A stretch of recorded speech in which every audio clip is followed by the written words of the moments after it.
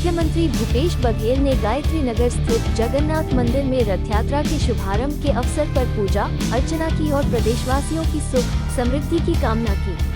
रथ यात्रा से पहले छेरा पहरा की रस्म अदा की। इसे प्राचीन समय में राजा महाराजा निभाते थे।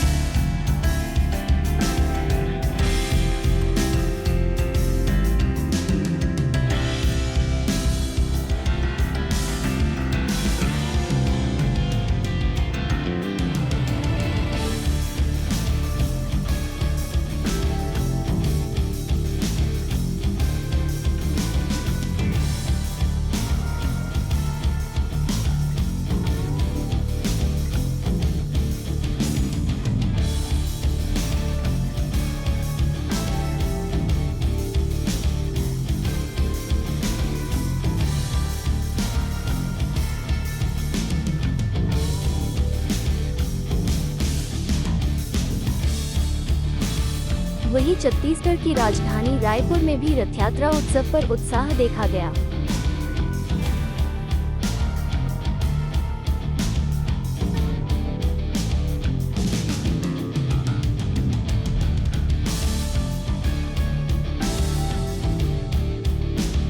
छत्तीसगढ़ और देश दुनिया की राजनीतिक, सामाजिक, खेल से जुड़ी खबरें, साथ ही बॉलीवुड और हॉलीवुड की लेटेस्ट जानकारी के आप हमारे चैनल टुडे न्यूज़ 9 छत्तीसगढ़ को सब्सक्राइब कीजिए।